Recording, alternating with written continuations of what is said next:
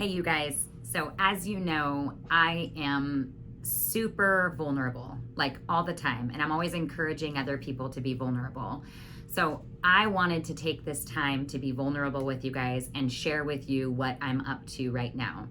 I have had some major, feelings inside that I'm just not living up to my potential. And in that, in my discovery of what it is that I'm made for, I realized that my passion is to give back and create a nonprofit. And my nonprofit is going to be helping single moms become homeowners. And let me tell you why I know this thing is going to be really successful. And I'm not going to stop until it is, because I am so passionate to make this program a success. And here's why. Most of you know a little bit about me. I was pregnant at 17 years old. I had custody of my two little brothers when I was 17 years old. And I was also homeless and living in my car at 17 years old. When I finally got custody of my little brothers, realizing that they needed a lot of help, I applied for housing for government assistance, and I found somebody who would rent to me as a minor while I was still putting myself through high school as a senior.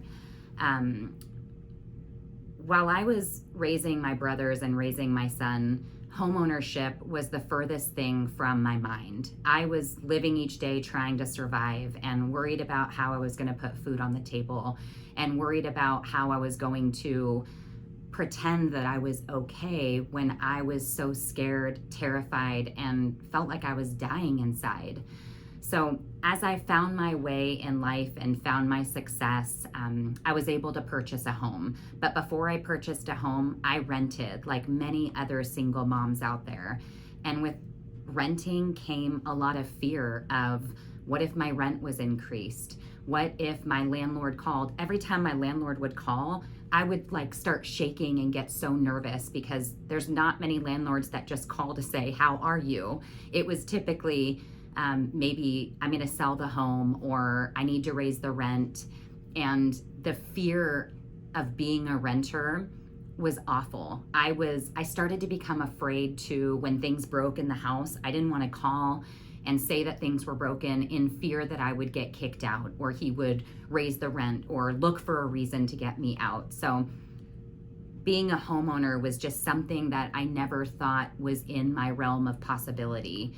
And the more that I live in the world of selling homes and creating miracles and having dreams come true, I wanted to do something. I wanted to give back to something that I've experienced, something I'm so passionate about, and figure out how to create a nonprofit to help single moms become homeowners, to take that fear of raising rents or having to find out a place to move and have the security deposit and the rental or the moving expenses and all of these things.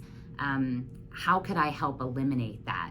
So through this idea that I had with this nonprofit, I thought, if I could help with closing costs, and if I can help with part of their down payment and make sure that I was working with them to improve their credit or whatever it is that they needed on their path to become homeowners, I want to do it. And as I thought about this, I thought, the single moms are probably going to be able to afford the lowest price range.